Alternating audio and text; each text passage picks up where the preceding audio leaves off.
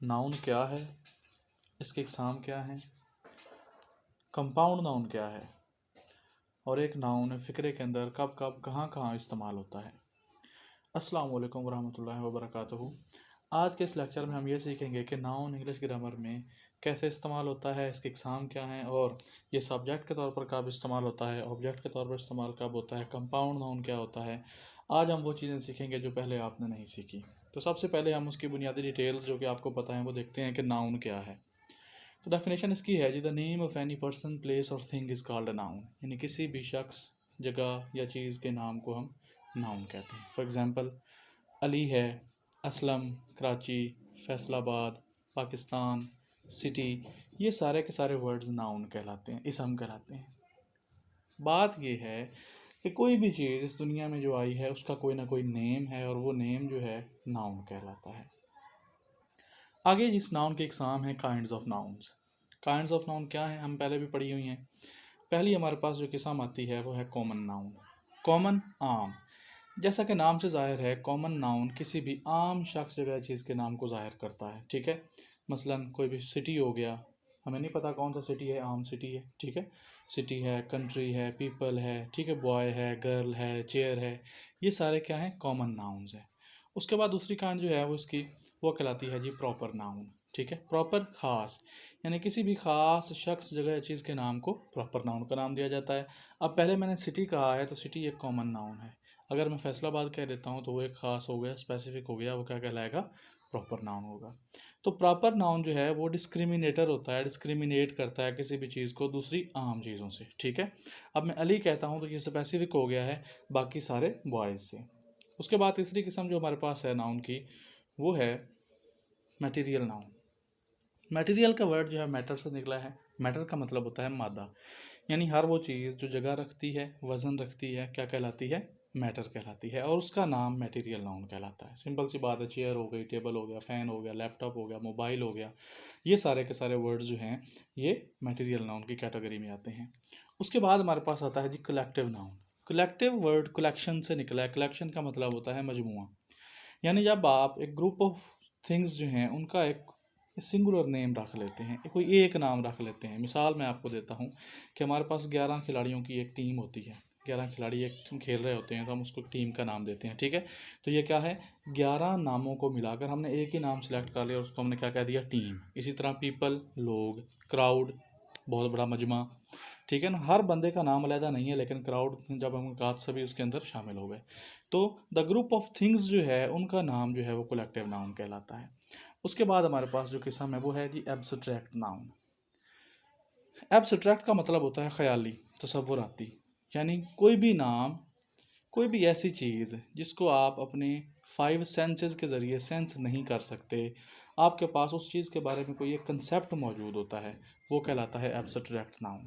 क्या कहलाता है जी, एब्स्ट्रैक्ट नाउन, ख्याली। उसका एक कंसेप्ट हमारे माइंड में है। जैसे हम कहते हैं कि वो बहुत सच्चा इंसान है, तो हमें इंसान तो नज़र आ रहा होता है, सच्चाई नज़र नहीं आ रही होती। तो वो जो सच्चा वर्ड है, वो जो सच्चाई है, वो जो सच है, झूठ है, ईमानदारी है, ठीक है, खूबसूरती है, ये सारे के सारे वर्ड्स जो हैं ये नाउन्स हैं, एब्स्ट्रैक्ट नाउन्स हैं। उसके बाद हम देखते हैं जी कलेक्टिव नाउन जो है उसको हम दो कैटेगरीज में तकसीम कर सकते हैं। एक हमारे पास है काउंटेबल, यानी कुछ ग्रुप ऑफ वर्ड्स ऐसा है जिसके मेंबर्स को हम काउंट कर सकते हैं। कोई ग्रुप ऑफ वर्ड्स ऐसे हैं जिनके मेंबर्स को हम काउंट नहीं कर सकते। ठीक है। तो वो नाउन जिसके मेंबर्स जो हैं वो काउंटेबल हों, उनकी तादाद जो है वो ख़त्म हो रही हो, 10 हों, 12 हों, 300 हो, 3000 हो, मतलब काउंट हो सकते हों, उनको हम काउंटेबल कहते हैं। ठीक है जी। उसके बाद दूसरी कलेक्टिव नाउन की जो किस्म है वो कहलाती है जी अनकाउंटेबल नाउन, यानी वो नाउन, वो ग्रुप ऑफ वर्ड्स जिसके मेंबर्स जो हैं वो कैलकुलेट नहीं किए जा सकते, उनको हम अनकाउंटेबल नाउन का नाम देते हैं जी। तो हमने काइंड्स ऑफ नाउन पढ़ी। पहले हमने कॉमन नाउन पढ़ा, किसी आम शख्स, जगह या चीज़ के नाम को कॉमन नाउन कहते हैं। प्रॉपर नाउन हमने पढ़ा, खास शख्स, जगह, चीज़ के नाम को प्रॉपर नाउन कहते हैं। मटेरियल नाउन पढ़ा, कलेक्टिव नाउन पढ़ा, एब्स्ट्रैक्ट नाउन पढ़ा, काउंटेबल नाउन पढ़ा, अनकाउंटेबल नाउन पढ़ा। ये काइंड्स जो हैं ये आम हैं, हम जो है हर वक्त इन काइंड्स को 6 से लेकर अभी तक हम पढ़ते आ रहे हैं। आगे हमने जो पढ़ना है वो हमारे पास है कंपाउंड नाउन। कंपाउंड नाउन क्या है, जब हम देखते हैं वर्ड कंपाउंड, तो कंपाउंड का मतलब होता है कोई भी चीज़ जो एक से ज़्यादा चीज़ों से मिलकर बनी है, कंपाउंड कहलाती है। ठीक है। तो कंपाउंड नाउन की डेफिनेशन हम इस तरह करेंगे, a compound noun is a noun, एक कंपाउंड नाउन एक नाउन है, इसम है, consisting of two or more words working together as a single unit to name a person, place और थिंग। यानी ग्रुप ऑफ वर्ड्स है, दो या दो से ज़्यादा अल्फाज का एक ग्रुप है जो एक यूनिट के तौर पर काम कर रहा है और वो नेम बना रहा है किसी भी एक शख्स का, किसी भी एक जगह का, किसी भी एक चीज़ का। Compound nouns are usually made up of two nouns और an adjective and a noun, but other combinations are also possible as well. यानी अब वो आपको ये बता रहा है कि कंपाउंड नाउन्स कैसे बनते हैं, यानी नाउन और नाउन, दो नाउन्स मिलकर भी एक नाउन बना देते हैं, एडजेक्टिव नाउन के साथ मिलकर भी एक नाउन बना देता है, प्रपोजिशन नाउन के साथ मिलकर एक नाउन बना देती है, प्रपोजिशनल फ्रेज नाउन के साथ मिलकर एक नाउन जो है कंपाउंड नाउन बना देती है। इसलिए उसने कहा कि but other combinations are also possible. ठीक है, तो कंपाउंड नाउन का हमने क्या सीखा कि जब आप दो या दो से ज़्यादा वर्ड्स को कंबाइन करते हैं और वो कम्बिनेशन ऑफ वर्ड्स जो है वो नाउन के तौर पर काम कर रहा है तो वो कंपाउंड नाउन कहलाएगा। आगे है जी नाउन प्लस नाउन। एग्जाम्पल्स हम देखते हैं कि noun plus noun compound noun कैसे बनते हैं। तो हमारे पास bath plus room bathroom, bath plus tub bath tub, bed plus room bedroom, bus plus stop bus stop, foot plus ball football.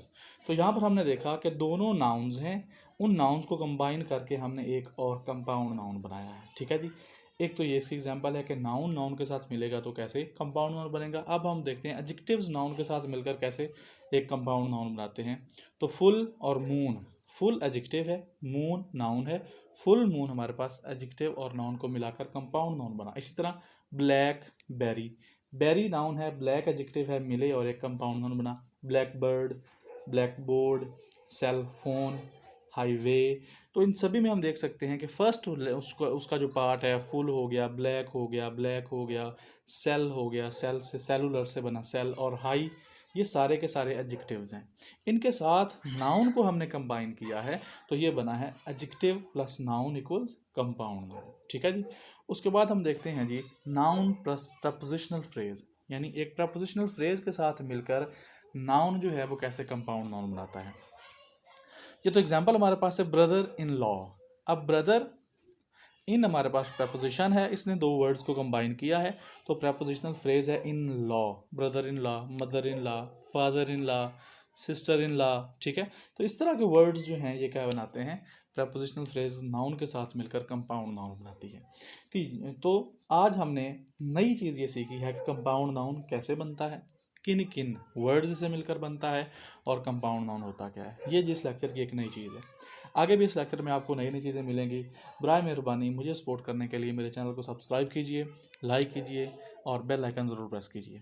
आगे हम चलते हैं जी नाउन फ्रेज की तरफ। क्योंकि आज हम नाउन को डिस्कस कर रहे हैं इसलिए हमने नाउन की काइंड्स को पढ़ा है, उसके बाद हमने कंपाउंड नाउन को पढ़ा है, उसके बाद हमने नाउन फ्रेज को देखा है कि नाउन फ्रेज क्या होती है। ठीक है, जैसे हमने पीछे कहा ना कि नाउन के साथ प्रपोजिशनल फ्रेज मिलाएंगे तो कंपाउंड नाउन बनेगा। अब हम देखते हैं नाउन फ्रेज क्या है। A combination of words that act as a noun is called noun phrase, यानी वर्ड्स का ग्रुप जो नाउन के तौर पर काम करता है नाउन फ्रेज कहलाता है। दोबारा से, अ कम्बिनेशन ऑफ वर्ड्स यानी अल्फाज का ग्रुप, दो या दो से ज़्यादा अल्फाज हो सकते हैं जो नाउन के तौर पर काम कर रहे होंगे, नाउन फ्रेज कहलाएंगे। ठीक है जी, इसमें हमारे पास रूट वर्ड जो होता है, मेन वर्ड जो होता है वो नाउन होता है। जैसा कि मैंने आपको बताया कि नाउन इसके अंदर रूट वर्ड होगा, उसके लेफ्ट साइड पर या राइट साइड पर मॉडिफायर होगा, ये ऑप्शनल होता है, या तो दाएं साइड पे होता है या तो बाएं साइड पे होता है। ठीक है, एग्जांपल्स हम देखते हैं। Aslam is the most intelligent boy in the class, Aslam class का सबसे अच्छा लड़का है, इंटेलिजेंट है, ज़हीन है। तो इसमें जो रेड आपको नज़र आ रहा है द मोस्ट इंटेलिजेंट बॉय, इसके अंदर रूट वर्ड जो है वो बॉय है, कॉमन नाउन है। ठीक है, अब इसके साथ मॉडिफायर है द मोस्ट इंटेलिजेंट। ठीक है, एडजेक्टिव, एडजेक्टिव प्लस नाउन बना और नाउन फ्रेज बन गया। ठीक है, तो ये क्या कहलाता है, नाउन फ्रेज। जो कि चार वर्ड्स पर मुश्तमिल है तो ये एक फ्रेज हुआ। दूसरी एग्जांपल देखिए, the people of Pakistan are very hard working. अब यहाँ पर the people of Pakistan, the people of Pakistan, people इसके अंदर क्या है, रूट वर्ड है, द उसके साथ डिटर्मिनर लगा हुआ है, ऑफ पाकिस्तान उसका प्रपोजिशनल फ्रेज है। तो ये कुल मिलाकर जो the people of Pakistan word जो है, फ्रेज जो है, ये नाउन फ्रेज बनती है, एज अ सब्जेक्ट इस्तेमाल हुई है। Imran Khan is the current prime minister of Pakistan. अब the current prime minister of Pakistan, ठीक है, ये क्या है, एक नाउन फ्रेज है। यहाँ पर ये सेंटेंस में ऑब्जेक्ट के तौर पर इस्तेमाल हुई है। ठीक है, तो 3 एग्जांपल्स हमने देखी। एक एग्जांपल में हमने उसको दरमियान में देखा, दूसरे एग्जांपल में हमने उसको शुरू में देखा, तीसरी एग्जांपल के अंदर हमने ये देखा कि नाउन फ्रेज जो है वो ऑब्जेक्ट के तौर पर इस्तेमाल हो रही है। उसके बाद हम चलते हैं जी मेकिंग प्लूरल नाउन्स। अब नाउन भी हमने सीख लिया, नाउन की काइंड्स भी हमने सीख ली कि काइंड्स ऑफ नाउन्स क्या होती हैं, कॉमन नाउन, प्लूरल नाउन वगैरह सारा कुछ हमने देख लिया। कंपाउंड नाउन भी हमने देख लिया। हमने ये भी देख लिया कि नाउन फ्रेज क्या होती है। उसके बाद हमने ये देखना है कि नाउन जो है सिंगुलर नाउन से प्लूरल नाउन कैसे बनाते हैं। तो सबसे पहला हमारे पास जो मेथड है वो है एस और ई एस ऐड करना। यानी कुछ वर्ड्स ऐसे होते हैं जिनमें हम सिर्फ उस वर्ड के एंड पर एस या ई एस लगा दें तो वो प्लूरल बन जाते हैं। जैसा कि बॉय से बॉयज़ है, चेयर से चेयर्स है, बास्केट से बास्केट्स है। ठीक है, इसी तरह हमारे पास पोटैटो से पोटैटोज़ है, पंच से पंचेज है, एक्स से एक्सेज है। अब यहाँ पर जो दो मैंने आपको लहदा से टेबल्स में एग्जांपल्स दी हैं, इनमें पहले 3 वर्ड्स जो थे बॉय, चेयर, बास्केट, इनमें हमने सिर्फ एस का इस्तेमाल किया है। पोटैटो, पंच और एक्स में हमने ई एस का इस्तेमाल किया है। तो एस कब लगाना है और ई एस कब लगाना है, तो याद रखिए कि अगर आपका कोई भी नाउन एंड हो रहा हो इन वर्ड्स पर, इन लेटर्स पर जो है O, X, C H, S H, S double S, तब आपने उनको प्लूरल बनाने के लिए उनके साथ ई एस का इजाफा करना है। और अगर इन वर्ड्स के ऊपर वो ख़त्म नहीं हो रहा तब आपने जस्ट एस लगा देना है। तो ये हमारे पास रूल नंबर 1 है सिंगुलर नाउन को प्लूरल नाउन बनाने का। उसके बाद हम सफिक्सेस ऐड करते हैं, जैसा कि N E double S, ness है, ठीक है, M E N T, ment है। इस तरह के वर्ड्स हम सफिक्सेस इस्तेमाल करते हैं वर्ड्स के साथ। तो वो क्या बनाते हैं जी, वो बनाते हैं नाउन। जिस तरह रिप्लेस के साथ मिंट हमने लगाया, रिप्लेसमेंट, जज के साथ मिंट लगाया, जजमेंट, पनिश के साथ मिंट हमने लगाया तो पनिशमेंट। अब रिप्लेस, जज और पनिश तीनों वर्ब्स हैं, तो हम वर्ब से नाउन बना सकते हैं सफिक्सेस इस्तेमाल करके। पहले हमने मिंट वाली सफिक्स इस्तेमाल किया, अब हम नेस वाले लगाते हैं। Redness, foolishness, weakness. अब यहाँ पर हम एडजेक्टिव से नाउन बना रहे हैं। पहले हमने किससे नाउन बनाया है, वर्ब से नाउन बनाया है, मिंट का इस्तेमाल किया है। फिर हमने रेड, फुलिश, वीक एडजेक्टिव जैन से हमने नाउन बनाया है। तो ये हमारे पास क्या बन गया है, नाउन। यानी हम यहाँ से हमें ये पता चला कि हम वर्ब या एडजेक्टिव से नाउन बना सकते हैं। तीसरी हमारे पास है E into I T Y, यानी ई को हम आई टी वाई में करते हैं। ठीक है, उसको प्लूरल करने के लिए।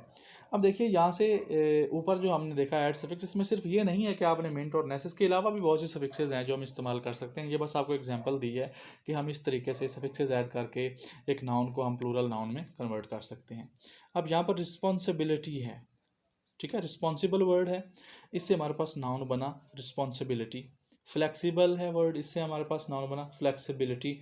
अब ये मुख्तलिफ वर्ड्स से नाउन बनाने का अमल है। ठीक है, रिस्पॉन्सिबल नाउन नहीं है, इससे नाउन बना रिस्पॉन्सिबिलिटी। ठीक है, फ्लेक्सिबल नाउन नहीं है, इससे नाउन बना फ्लेक्सिबिलिटी। ठीक है, उसके बाद हमारे पास ये है जी Y into I E S और Y into I N double E double S. ठीक है, तो यहाँ पर हमारे पास एग्जांपल है मेमोरी इंटू मेमोरीज प्लूरल हो गया, पेनी इंटू पेनीज प्लूरल हो गया, हैप्पी इंटू हैप्पीनेस और read into readiness, ready into readiness. तो ये हमारे पास क्या है, प्लूरल्स कैसे बनाते हैं या मुख्तलिफ वर्ड्स से नाउन को कैसे बनाया जाता है। उसके बाद है यूजिंग नाउन इन सेंटेंस, यानी एक नाउन को हमने सेंटेंस में कैसे इस्तेमाल करना है। तो ये हमारी सबसे अहम बात है, ये वो बात है जिसको हम कभी भी पहले नहीं पढ़ते। तो नाउन को हम 2 तरीक़ों से इस्तेमाल कर सकते हैं। एक हमारे पास सब्जेक्ट के तौर पर इस्तेमाल करना है और एक हमारे पास ऑब्जेक्ट के तौर पर इस्तेमाल करना है। यानी सेंटेंस के अंदर नाउन को हम एज अ सब्जेक्ट इस्तेमाल करते हैं। Mary reads a book every week. अब मैरी यहाँ पर नाउन है, the villagers are simple people, the villagers यहाँ पे नाउन एज अ सब्जेक्ट इस्तेमाल हुआ है। The dog chased its tail, तो यहाँ पर द डॉग जो है एज अ सब्जेक्ट इस्तेमाल हुआ है। अब नाउन को हम एज ऑब्जेक्ट भी इस्तेमाल कर सकते हैं। एज ऑब्जेक्ट में हमारे पास नाउन कैसे इस्तेमाल होगा, पहले हम उसको डायरेक्ट ऑब्जेक्ट के तौर पर इस्तेमाल करेंगे। डायरेक्ट ऑब्जेक्ट जो है उसके बाद हम उसको इनडायरेक्ट डायरेक्ट ऑब्जेक्ट के तौर पर इस्तेमाल कर सकते हैं। यानी अगर हम नाउन को ऑब्जेक्ट के लिहाज से इस्तेमाल करें तो या तो उसको हम डायरेक्ट ऑब्जेक्ट के तौर पर इस्तेमाल करेंगे या इनडायरेक्ट ऑब्जेक्ट के तौर पर। तो हमें कैसे पता चलेगा कि कोई भी नाउन जो है वो डायरेक्ट ऑब्जेक्ट के तौर पर इस्तेमाल हो रहा है या इनडायरेक्ट ऑब्जेक्ट के तौर पर इस्तेमाल हो रहा है। तो याद रखिए कि डायरेक्ट ऑब्जेक्ट जो है वो फॉलोज वर्ब, यानी वर्ब को फॉलो करता है, और इनडायरेक्ट ऑब्जेक्ट जो है वो डायरेक्ट ऑब्जेक्ट को फॉलो करता है। ठीक है, कैसे, अब एक एग्जांपल मैं यहाँ पर देता हूँ। Ali stole the clothes of his brother. अब यहाँ पर मैंने दो कलर्स किए हैं। द क्लॉथ्स भी आपके पास ऑब्जेक्ट है, नाउन के तौर पर, नाउन है, ऑब्जेक्ट के तौर पर इस्तेमाल हो रहा है। हिज ब्रदर भी आपके पास नाउन है, ऑब्जेक्ट के तौर पर इस्तेमाल हो रहा है। तो पता कैसे चलेगा कि डायरेक्ट ऑब्जेक्ट कौन सा है, इनडायरेक्ट ऑब्जेक्ट कौन सा है? तो मैंने क्या कहा है, ऊपर लिखा है कि डायरेक्ट ऑब्जेक्ट क्या है, फॉलोज वर्ब, यानी वर्ब को फॉलो करता है। तो अब यहाँ पर हमारे पास वर्ब जो है वो क्या है, यहाँ पर हमारे पास वर्ब जो है वो है स्टोल। तो अली स्टोल, अली चोरी करता है। क्या चोरी करता है वो? अब वर्ब को यहाँ पर हिज ब्रदर और द क्लोथ्स में से एक ऑब्जेक्ट ने फॉलो करना है, एक ने नहीं करना। अब दोनों हम ऑब्जेक्ट्स को अलग-अलग से पढ़ेंगे। Ali stole the clothes, Ali ने कपड़े चुराए। अली स्टोल हिज ब्रदर, अब यहाँ पर सेंस नहीं दे रहा, हिज ब्रदर सेंस नहीं दे रहा, तो ये क्या हो जाएगा, अली स्टोल द क्लॉथ्स। यानी जो वर्ड्स जो हैं, जो नाउन जो है डायरेक्टली तौर पर लिंक कर रहा है वर्ब के साथ, क्वालिफाई कर रहा है वर्ब को, उस एक्शन को कंप्लीट कर रहा है, वो कहलाएगा डायरेक्ट ऑब्जेक्ट। ठीक है। और अब क्लॉथ्स किसके हैं, हिज ब्रदर के, तो वो क्या कहलाएगा, इनडायरेक्ट ऑब्जेक्ट। तो आज के लेक्चर में इतना ही। मज़ीद इन्फॉर्मेटिव वीडियोस देखने के लिए, ग्रामर के हवाले से मुख्तलिफ़ किस्म की कमी बेशी को दूर करने के लिए मेरे लेक्चर सुनते रहिए। अल्लाह पाक आपका हामी व नासिर हो। दुआओं में याद रखिए। अल्लाह।